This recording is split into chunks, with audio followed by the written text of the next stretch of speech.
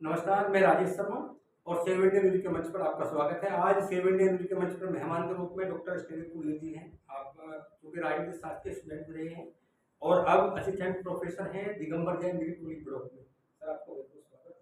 धन्यवाद राजेश जी। सर 2027 का विधानसभा चुनाव है और हम लोग देख रहे हैं कि विधानसभा चुनाव से पहले तमाम पॉलिटिकल पार्टियों ने यूँ तो अपना सब पूरा मुहिम चला दी है क्योंकि वो बड़ा रण है, उत्तर प्रदेश बड़ा स्टेट है।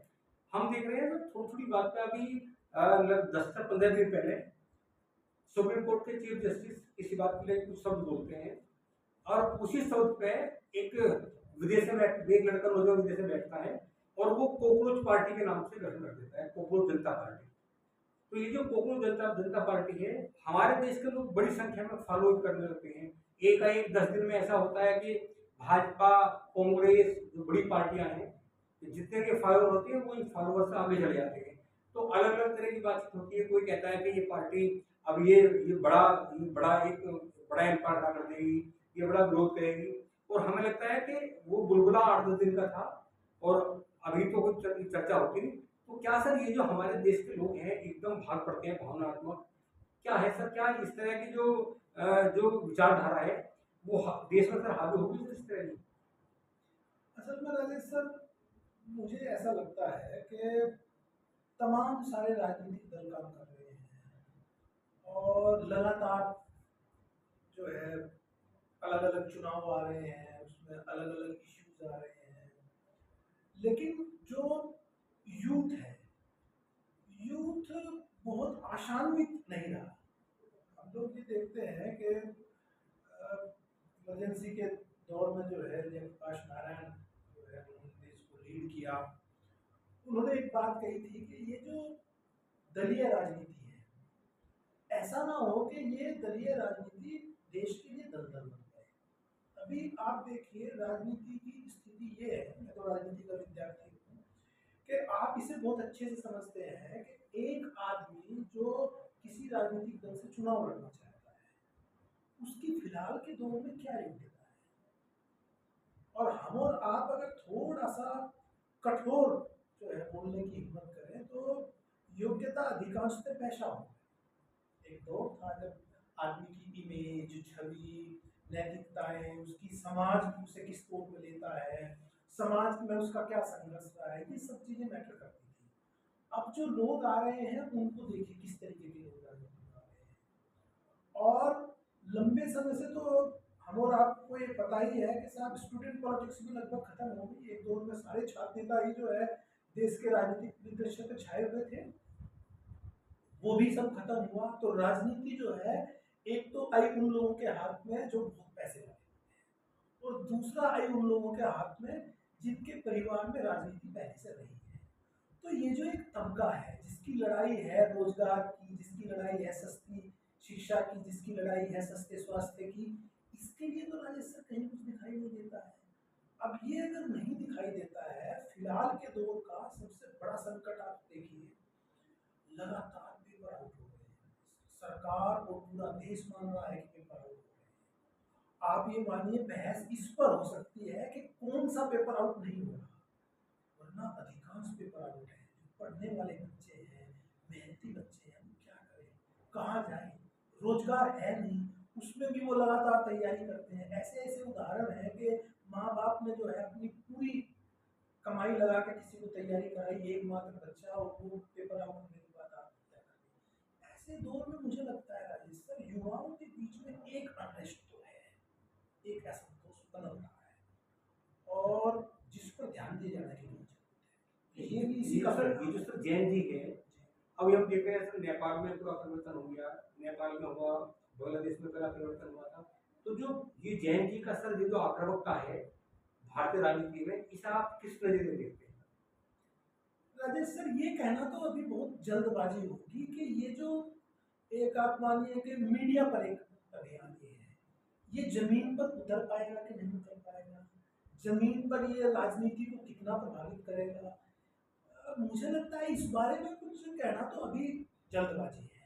लेकिन इतना जरूर है कि साहब वो 2-4 दिन में ही इस पार्टी के इतने फॉलोअर हो जाते हैं कि वो देश की सबसे बड़ी राजनीतिक पार्टी को पीछे छोड़ देते हैं।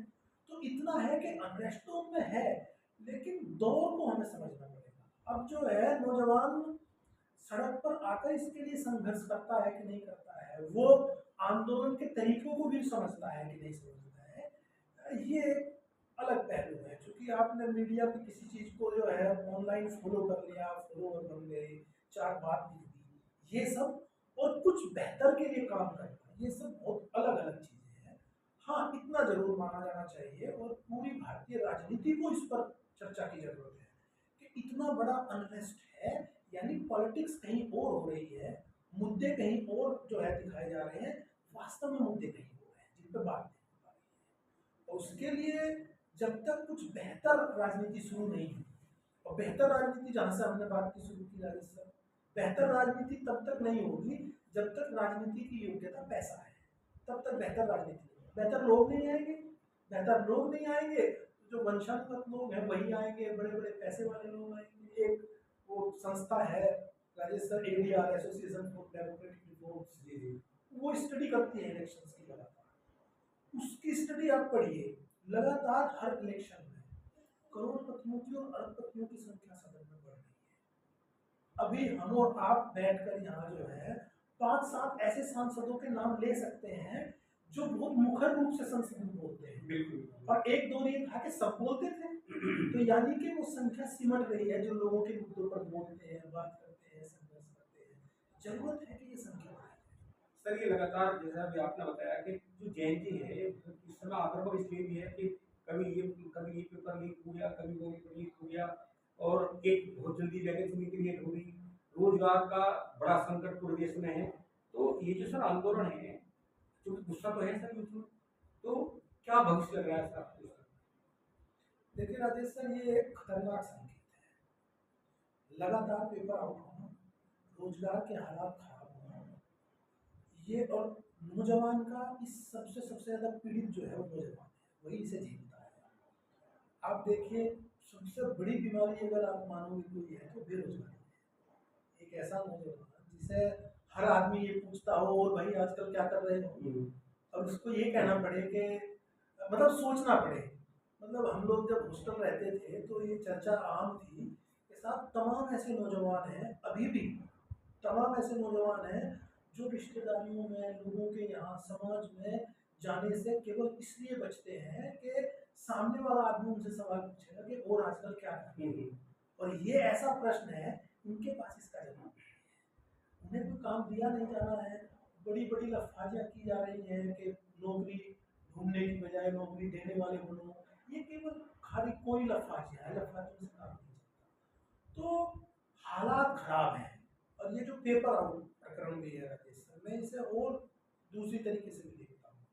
पूरे देश में एक माहौल बनाया गया कि ये जो कॉन्ट्रैक्ट है और जो ठेका प्रथा है, इस सब पर पूरा देश चला दिया गया। लगातार अलग अलग सरकारों ने जितना जितना वो कर सकते थे ये किया, क्योंकि वो सब जिम्मेदारी उठाना नहीं चाहते।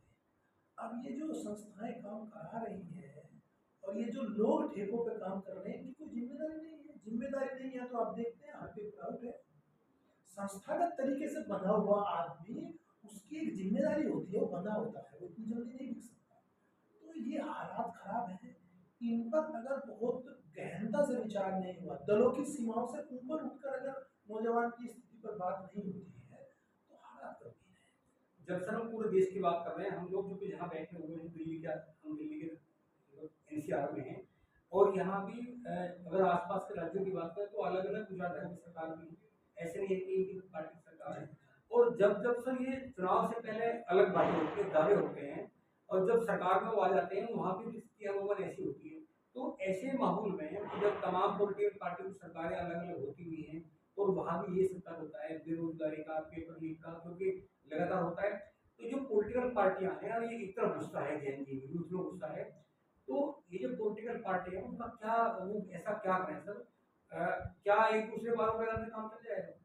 बिल्कुल नहीं राजेश सर, वही जो हमने बात की शुरुआत की थी। राजनीति कब सुधरे? जब राजनीति में बेहतर लोग हों। बेहतर लोगों के आने का रास्ता अधिकांश राजनीतिक दलों ने बंद कर दिया। आप देखिए कि इस सोसाइटी में तमाम ऐसे राजनीतिक लोग हैं जो अलग बैठे हैं, उनको अपने लिए कोई रास्ता दिखाई नहीं देता। रास्ता इसलिए दिखाई नहीं देता कि वो राजनीति तो बहुत अच्छे इश्यूज पे कर सकते हैं, काम भी कर सकते हैं, वो चापलूसी नहीं कर सकते हैं, वो जो परिक्रमाएं हैं वो नहीं कर सकते हैं, उन लोगों के पास पैसा नहीं है, वो लोग ना तो करप्ट हैं ना वो करप्शन बढ़ाएंगे। तो ऐसे लोगों का राजनीति में आना लगभग लगभग अधिकांश राजनीतिक दलों में बंद है। अब राजनीति की योग्यता है, आपके पास पैसा हो, एक माफिया है, तमाम शिक्षा माफिया राजनीति में है, तमाम सारे ऐसे पूंजीपति जो अलग अलग टाइम पर जिन्होंने जो है फ्रॉड किए होंगे, कुछ किए होंगे, सब राजनीति को प्रभावित कर रहे हैं, खुद राजनीति में घुस गए हैं। ये जो माफियाकरण हुआ है, एक बार हम तो राजनीति के विद्यार्थी इसे देखते थे, अपराधी क्योंकि राजनीति एक बार आई थी और उसमें फिर लगाम भी आई, बेहतर लोग भी निकले। अब माफियाओं की राजनीति आ रही है, आर्थिक राजनीति जिसे बोलते हैं, आर्थिक राजनीति, आर्थिक माफिया राजनीति। वो टाइकून है इकोनॉमिक, उन माफियाओं की राजनीति का एक रूप है। 1000 करोड़, 10,000 करोड़, 5,000 करोड़, ऐसे लोग राजनीति में हैं और वो अलग अलग फील्ड में उतर गए हैं। राजेश सर, तमाम ने जो है शिक्षा में जो है अपनी पकड़ बना ली है, वो शिक्षा बेच रहे हैं, तमाम हेल्थ के फील्ड में उतर गए हैं, उनके बड़े बड़े हॉस्पिटल हैं, वो वहाँ से लूट कर रहे हैं, यहाँ पॉलिटिक्स कर रहे हैं। अगर हम और आप कहें कि साहब बेरोजगारी, गरीबी, सस्ती शिक्षा, सस्ता स्वास्थ्य है, ये मुद्दे होने चाहिए, वो लोग ये मुद्दा कभी उठा पाएंगे? वो तो इसका विरोध करेंगे। तो जब तक बेहतर लोग पॉलिटिक्स में नहीं आएंगे तब तक राजनीति नहीं सुधरेगी। 1000 करोड़ का अगर आपका एक विधायक है तो एक ऐसे बच्चे के दर्द को वो कैसे समझ सकता है जो बच्चा 20,000 रुपए की नौकरी के लिए दर दर भटक रहा है? वो उसका दर्द नहीं समझ सकता, उसका दर्द उसी क्लास का कोई आदमी समझ पाएगा। किसान का दर्द किसान समझ पाएगा। राजेश सर, अगर कोई ऐसा जो है कृषि मंत्री है जो खुद तो 1000 करोड़ का है, उसे क्या पता 10 बीघे किसान की क्या समस्याएं हैं? उसी क्लास का कोई आदमी वहां तक पहुंचे। बेहतर लोग राजनीति में नहीं आएंगे तो राजनीति की यही स्थिति है। मैं सब परसों भी बैठा हुआ था दिल्ली, तो जब चर्चा हुई, बहुत विद्वान है वो, सीनियर जर्नलिस्ट हैं, तो मैंने उनसे बात की तो उन्होंने कहा कि भाई आज की जो राजनीति है और ये यूटियन जोन है, यूटियन जोन से एक नया परसेप्शन क्रिएट हो गया भारतीय राजनीति में कि जो लोग इस समय सत्ता पर काबिज, चाहे वो मेंबर ऑफ पार्लियामेंट है, चाहे वो विधायक है, अगर वो पैसे वाले हैं, उनसे पार्टी अब डर गई है। पार्टी को लगता है कि टिकट काट दिया उनका तो वो पार्टी भरा देगी, आम आदमी क्या होगा? तो ये जो सर इस तरह का जो माफियाकरण हुआ है, मतलब पूरा एक अधिकार हो गया कि अगर पार्टी हमें टिकट नहीं देगी तो हम पार्टी बना देंगे, पार्टी उनसे डरती है।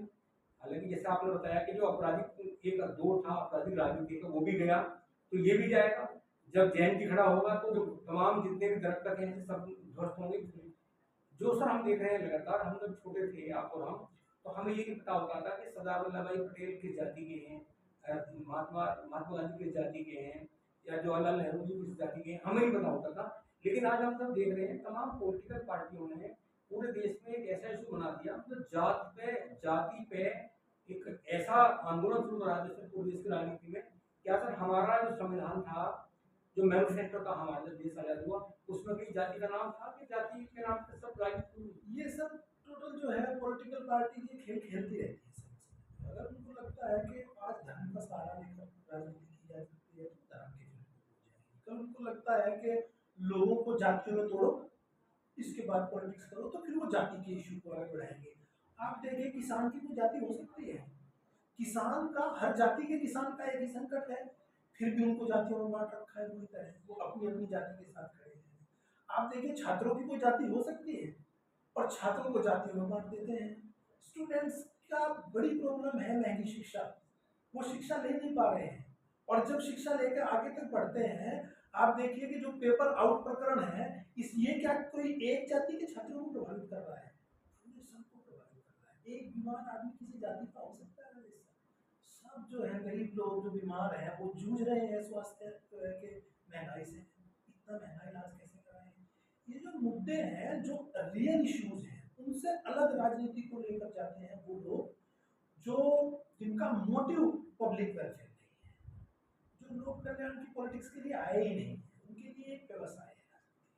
वो जूता भी बना सकते हैं, उनको अच्छा प्रॉफिट मिलेगा तो कल वो जूता की फैक्ट्री लगाएंगे। अभी उनको लगता है कि यहाँ बैठ कर ज़्यादा पैसा कमा सकते हैं तो यहाँ बैठे, परसों उन्हें कुछ और काम करना होगा वो ये काम करेंगे। तो ये तो उनका व्यवसाय है, धंधा है। तो धंधे वालों की जो राजनीति और ये जो माफिया पॉलिटिक्स में घुसे हैं, जब तक इसे साफ नहीं करेंगे, और मैं इससे सहमत बिल्कुल नहीं हो रहा है सर कि पार्टियां ये कह रही हैं कि जो जो धनपति लोग हैं ये अगर इन्हें नहीं लाएंगे तो काम नहीं चलेगा, ऐसा नहीं है। ये तो दौर आता है, ये जाएंगे। कारण आप देखिए, अभी हम लोगों ने देखा होगा कि नोएडा में जो मजदूर आंदोलन हुआ था, जैसे कितनी तनख्वाह के लिए था, 11,000, 15,000, 20,000। नोएडा में जो आदमी 15,000 में काम कर रहा है, उसके जीवन को आप देखिए कैसे रोज का खर्च होता है। छात्र आंदोलित है पूरे देश में, पेपर आउट हो रहे हैं। ये जो पेपर आउट का जो पैसा है, ये तो कुछ माफियाओं की जेब में जा रहा है। तो क्यों सरकार नहीं रोक पा रही है? इसलिए कि सरकार के पास उस चरित्र के लोग ही नहीं है। जो ऑनेस्ट लोग हैं उनको तो धकेल के एक तरफ कर दिया गया, इन्हें दूर करो सबसे पहले। जब आपने करप्ट लोग चुने हैं, तो वो करप्ट लोग तो बिकने के लिए ही आए हैं, धंधा करने आए हैं, वेलफेयर के लिए नहीं आए। तो जब तक साफ लोगों को आप महत्वपूर्ण जगहों पर नहीं लेके आओगे, पेपर आउट को आप नहीं रोक सकते हैं, राजनीति की गंदगी को आप नहीं रोक सकते हैं, बस आप बड़ी बड़ी लफाजियाँ कर सकते हैं। इसलिए राजनीति में जब तक साफ और अच्छे लोग नहीं आएंगे, तब तक राजनीति की सुधारने की संभावना। हम लोग बात कर रहे थे डॉक्टर साहब से। डॉक्टर साहब पॉलिटिकल सब्जेक्ट भी है इनका, और बहुत शानदार बात भी करते हैं, बहुत प्रखर वक्ता भी हैं। जब राजनीति में बात करते हैं एनालिस्ट का, बहुत शानदार डॉक्टर साहब का एनालिसिस होता है। डॉक्टर साहब आप आए, आपको बहुत बहुत धन्यवाद। और जल्द डॉक्टर साहब को एक बड़े इशू पे, चूंकि 2027 का चुनाव नजदीक है, हम डॉक्टर साहब की लगातार सेवा लेंगे। और डॉक्टर साहब का मन जो है, मन इनका बहुत मजबूत है, लगातार हमसे कहते भी हैं, क्योंकि जो इनका ज्ञान है उसका हम लोग लाभ कैसे लें वो हमारे ऊपर है। तो फिर दोबारा मुलाकात होगी डॉक्टर साहब से। आपसे रिक्वेस्ट है, जो डॉक्टर साहब ने बात की, बहुत शानदार बात कही, जैन जी को लेकर बात करी कि आखिर जो कॉर्पोरेट जनता पार्टी बनी वो क्यों बनानी पड़ेगी, और जो जैन जी है, जो हमारे यूथ है, आखिर यूथ के सामने क्या दिक्कत है, उसकी क्यों नहीं सुनी जा रही, और जो राजनीति है, राजनीति किस तरफ जा रही है, वो देश के हित में है या हित में है। डॉक्टर साहब ने बहुत लंबी, बहुत शानदार बात कही। तो आप लोग चैनल को सब्सक्राइब कीजिए, वीडियो को शेयर कीजिए, और कमेंट बॉक्स में जरूर अपना भी लिखिए डॉक्टर साहब से आप कितने प्रभावित हैं, डॉक्टर साहब ने जो कहा, जो उनका कथन था, आप उसे कितना अच्छा मानते हैं।